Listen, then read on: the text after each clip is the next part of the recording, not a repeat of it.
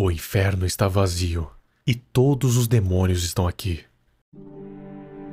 Essa aqui é uma citação de uma peça de Shakespeare, A Tempestade, e nesse contexto, Ariel, que é quem conta a história, está se referindo à corrupção e à selvageria humana, usando demônios como exemplo de todo o mal. E isso se encaixa bem no horror de Amityville, também conhecido como um dos, se não o pior caso que o casal Ed e Lorraine Warren já cobriram. Olá, amante do terror. Eu sou um grande amante de filmes de terror, pelo menos hoje em dia. Até porque, quando eu era criança, eu era cagado pra esse tipo de filme. Eu lembro que, quando eu assisti a Annabelle, eu fiquei um mês com medo de dormir no escuro, porque eu achava que o demônio do filme ia estar me esperando só pra puxar meu pé de noite. Mas, depois que eu cresci, e principalmente depois que eu tive o meu canal de terror, eu passei a admirar esses filmes. Pelo menos os mais antigos, porque os de hoje em dia estão bem porcaria. Só que o meu filme de terror preferido, sem dúvida, é o Invocação do Mal, o primeiro que saiu. E foi por causa desse filme que eu fiquei curioso sobre o casal de demonologistas, Ed e Lorraine Warren. E fui ver mais a fundo sobre outros casos que eles já cobriram. E vi um que chamou não só a minha atenção, como a atenção do mundo todo praticamente. O caso de Amityville.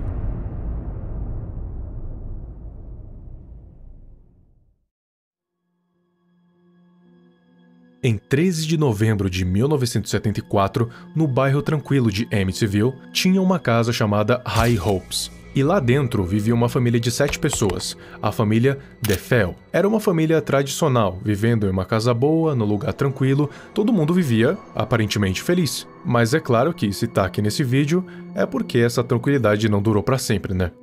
Um homem chamado Ronald DeFeo Jr., uma certa madrugada, exatamente 3h15 da manhã, acordou e decidiu fazer uma coisa que mudaria a sua vida para sempre. Ou melhor, de acordo com ele mesmo, demônios começaram a sussurrar no seu ouvido e a o manipular a simplesmente erradicar toda a sua família. E considerando que o Ronald já tinha sido diagnosticado com um transtorno de personalidade antissocial, caiu como uma luva.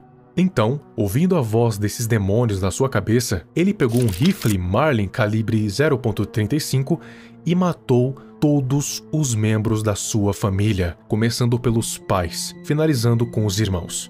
Ronald DeFeo Sr. foi morto com 2 tiros enquanto dormia. Louise também com 2 disparos, e as evidências indicam que ela possa ter acordado durante o ato. Dawn DeFeo foi morta com um único tiro enquanto dormia. A polícia concluiu que não teve luta. Allison também foi com um único tiro, só que se acredita que ela estava acordada quando foi assassinada. Mark também foi morto com um único tiro enquanto dormia, e John Matthew a mesma coisa. Depois que acabou, ele tomou banho, trocou de roupa, se livrou da arma e das munições e jogou a roupa ensanguentada fora. Isso para se livrar de toda e qualquer evidência que pudesse apontar que ele tenha assassinado aquelas pessoas. E 6 horas depois, ele correu para fora de casa, fingindo estar desesperado, e entrou em um bar que tinha ali perto. Ele correu para dentro do bar dizendo: "Você tem que me ajudar, eu acho que o meu pai e minha mãe foram baleados."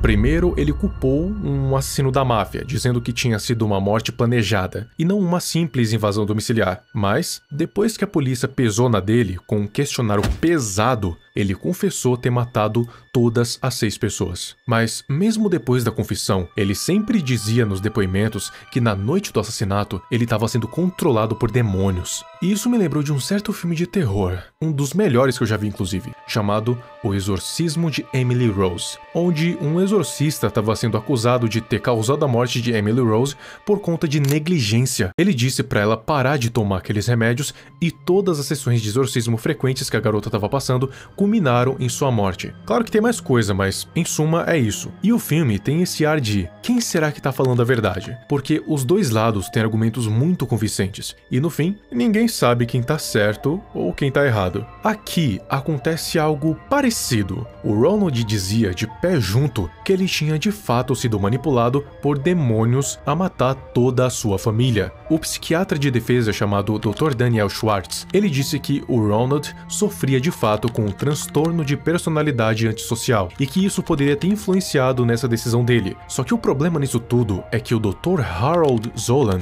o psiquiatra do Ministério Público, afirmou que ele não estava fora de si quando enfiou a bala em cada membro da sua família. Enquanto isso, o advogado dele, o Dr. William Weber, confirmava essa história dos demônios, que ele realmente tinha sido influenciado por forças paranormais. E para complementar essa tese, um caso que ficou bem famoso envolvendo a casa em Amityville e que foi responsável por envolver Ed e Lorraine Warren foi o da família Lutz. Agora, quem diabos é a família Lutz? Calma, você tá muito impaciente, deixa eu explicar. Depois dos assassinatos naquela casa, ela acabou sendo vendida por um preço muito abaixo do valor de mercado. Em dezembro de 1975, a família Lutz conseguiu comprar a casa por nada mais, nada menos do que $80 mil, o que estava muito barato mesmo naquela época, ainda mais por uma casa grande de 2 andares. Então realmente foi uma pechincha, só que a paz não durou muito. Não muito tempo depois que eles compraram a casa, começaram os relatos de coisas estranhas acontecendo. Primeiro, um padre tinha sido convocado para benzer aquela casa, porque assassinatos. Enfim, só que enquanto o padre estava exorcizando a casa, ele disse que sentiu como se tivesse levado uma porrada na cara por uma força invisível. O padre levou uma surra do demônio que expulsou ele quando estava benzendo o segundo andar. Mas não para por aí. Eles disseram que sempre sentiam uma sensação gélida em todos os cômodos da casa, mesmo com o ar quente ligado na temperatura máxima, fazendo com que o George Lutz tivesse que manter a lareira da casa sempre acesa, porque senão todo mundo ali ia morrer de frio. A filha da família, chamada Missy, disse que certa vez durante a noite, ela viu um leitão demoníaco, um porco, observando ela pela janela. A menina adotou essa entidade porco aí como a sua amiga imaginária, e deu até um nome pra ela, Judy. Olha que bonitinho. Katie, a esposa do George, já foi vista levitando sobre a cama e de uma hora para outra, do nada se transformando em uma mulher idosa, logo antes de voltar a ser ela mesma. Só que o relato que mais tem ligação com o que aconteceu naquela noite, ou melhor, com a hora que aconteceu, foi quando George disse que todas as noites, às exatas 3h15 da madrugada, que caso você não lembre, foi a mesma hora em que os DeFeo foram assassinados, sempre nesse horário ele era acordado por certos barulhos, tipo grunhidos, passos e até mesmo tiros. Eu acho que isso já seria o suficiente para fazer qualquer um dar no pé daquela casa. E foi isso que eles fizeram em 1976, só um ano depois. E eu acho que eles ainda demoraram bastante, considerando que a parada já estava nesse nível de caos. Mas antes tarde do que nunca.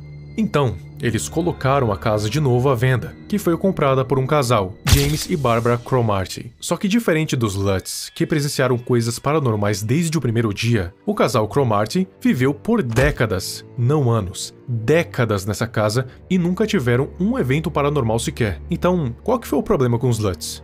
Bom, tem uma explicação para isso, mas eu vou deixar para depois. Alguns meses se passaram depois que os Lutz saíram da casa, e é só aí que o casal Ed e Lorraine Warren foram convocados para investigar o que estava acontecendo naquela casa. E sim, eles também presenciaram eventos paranormais. Primeiro, o Ed disse que, enquanto ele estava lá dentro, sentiu ser empurrado por uma força invisível, enquanto Lorraine tinha visões da noite do assassinato. E mais, quando eles desceram no porão, disseram ter fotografado uma presença demoníaca lá embaixo. Ed e Lorraine Warren sempre foram alvos de muita polêmica, porque dividiam bastante as opiniões do público. Alguns diziam que eles eram de fato heróis que salvaram muitas pessoas de demônios com o passar de suas vidas, já outros diziam que eles eram charlatões, que viviam de autopromoção e que usaram dos casos das vítimas para se colocarem na mídia e ganharem fama e dinheiro em cima disso, tipo com os filmes e com os livros. E esse caso de Amityville coloca muito da veracidade em xeque. Primeiro, porque os Lutz foram os únicos a presenciarem o paranormal, tirando Ed e Lorraine. É porque, na verdade, tudo foi uma mera farsa. Porque o advogado disse que planejou toda a situação com os Lutz depois de várias garrafas de vinho. E para que ele fez isso? Bom, teve alguns motivos, mas o principal deles era simplesmente comercial. Ele queria fazer dinheiro com toda essa história e usou a família para isso, para criar o livro O Horror em Amityville. Só que eles acharam a divisão do contrato abusiva e processaram o Weber por causa disso. No fim, o livro foi considerado totalmente fictício pelo juiz, depois de ter vendido mais de 3 milhões de cópias. Mas é fato que esse definitivamente foi o pior caso que o casal Warren já pegou na vida, isso de acordo com eles mesmos. Amityville foi o pior caso que eles já trabalharam. Eles não tinham dúvidas que a casa era demoníaca e esperaram nunca pegar um caso como esse de novo na vida. Foi o que eles disseram em vários depoimentos. Só que ainda assim, mesmo o Ronald ter sido condenado à prisão perpétua e judicialmente esse caso já ter sido encerrado, ainda assim é um mistério as condições que fizeram ele fazer aquilo, ainda mais considerando uma coisa que deixa uma pulga atrás da orelha de todo mundo. Como é que ninguém ouviu os tiros? Porque, vamos lá, ele estava usando um rifle de calibre considerável, mas mesmo que fosse uma pistolinha velha de nada, armas quando atiram fazem barulho, ainda mais às 3 da manhã, onde tudo é mais alto. E de acordo com as evidências, ele não estava usando o silenciador. No primeiro tiro que ele desse dentro de casa, um pânico geral iria se instaurar.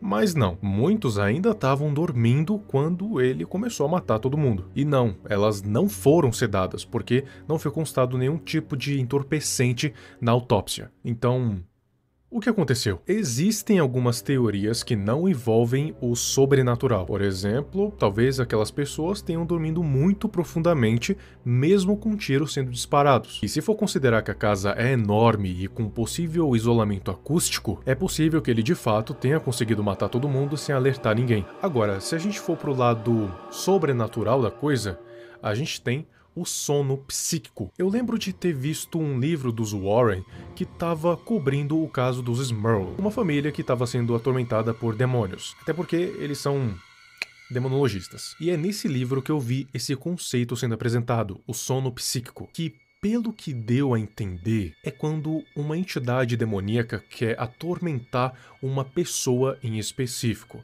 Então o que ela faz?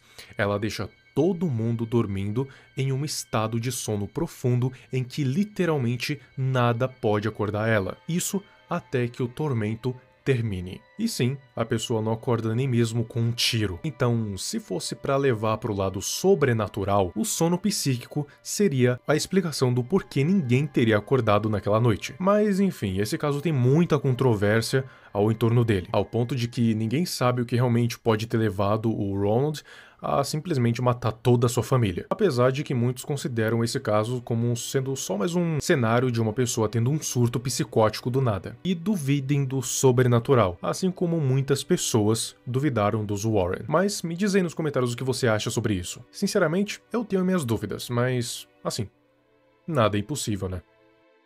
Muito obrigado ao Jonathan Moraes de Oliveira, ao Origini, ou Origine, Mandimil, Mentos Z e Dex, por terem se tornado abençoados. E também ao The Terraria Quest, ao Xenomorfo, ao Sr. VHS, Akira e Gabriel Kirchner por terem se tornado abençoados de novo. Se você quiser dar um apoio maior aqui pro canal, assine um membro Bênção do Emissário VQ ou Bênção de Nyarlathotep. Os benefícios são ter prioridade de resposta aqui nos comentários, ter o nome aparecendo no fim de todos os vídeos e ter acesso aos vídeos antecipadamente. Então é isso, muito obrigado e até o próximo vídeo.